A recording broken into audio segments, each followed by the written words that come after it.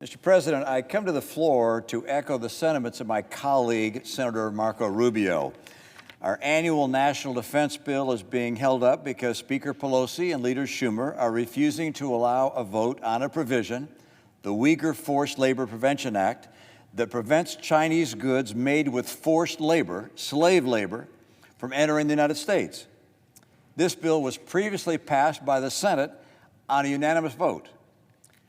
The Chinese Communist Party's atrocities against its minorities, particularly the Uyghur people, include genocide and crimes against humanity. These are well known. Uyghur women are forcibly sterilized and impregnated by Han Chinese men. Adults are ripped from their families and are sentenced into concentration camps and carry out slave labor. It's estimated that nearly 1 million Uyghur people are being treated this way and held in these camps. There's no question that it should be U.S. policy to hold accountable those responsible for the forced labor of the Uyghurs and ensure that our companies, are monitoring their supply chains and circumstances of workers making products in China to make sure those products that are made by slave labor against the Uyghur people are not brought into this country.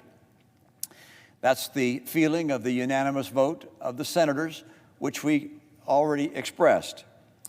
Congressional Democratic leadership is claiming that the problem with including this amendment is a technicality.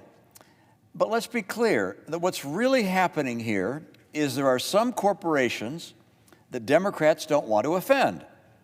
For example, Democrats want cheap batteries for their so-called Build Back Better agenda, and nearly 80% of the rare earths, including other materials like lithium and cobalt and the like, that are used to make those batteries come from China.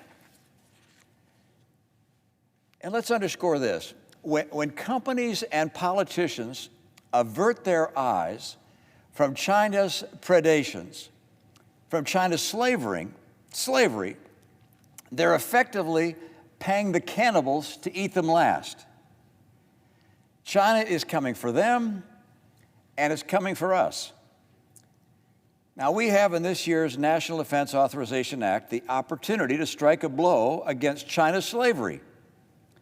I implore Speaker Pelosi and Leader Schumer to move past procedural roadblocks and send a clear, convincing message to China and the world at large that goods produced with slave labor are not allowed in the United States of America.